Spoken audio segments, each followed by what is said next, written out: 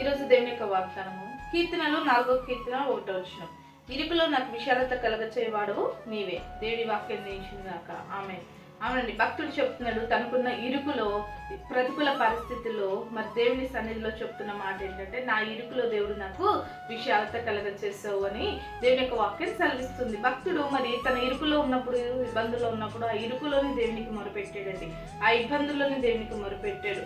ఏదైతే నువ్వు ఇరుకు గుండా వెళ్తున్నావో, ఇబ్బంది గుండా వెళ్తున్నావో, ప్రతికూల పరిస్థితి గుండా వెళ్తున్నావో ఆ ఇరుకులో దేవునికి మొరపెట్టు. ఆ ఇరుకులో దేవుడు నీకు విశాలత కలగచేసేవాడిగా ఉండని. అవును, ఇరుకుందని, ఇబ్బంది ఉందని, ప్రతికూల పరిస్థితి ఉందని, వేదన ఉందని, బాధ ఉందని నీవు గనక అధైర్యపడి కృంగిపోతే చేతగాని వాళ్ళం అవుతావు. కృంగిపోతే ప్రతి మనిషికి కూడా చేతగాని వారు అవుతావు.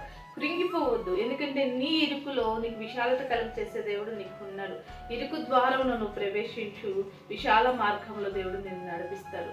ఇరుకులో నువ్వు దేవునికి మొరపెట్టు, విశాలమైన స్థలంలో నుండి దేవుడు నీకు సమాధానం ఇస్తాడు.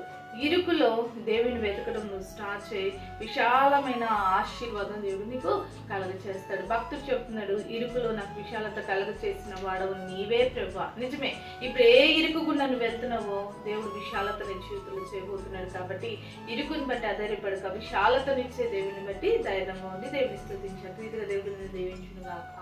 ఆమేన్. ప్రార్థన చేసుకుందామండి. సకల ఆశీర్వాదాలు కారణముత్తడమైన మా ప్రియపరలో తండ్రి యొక్క ప్రార్థనలు ఎదుస్తున్న ప్రతి బిడ్డను జ్ఞాపకం చేసుకో.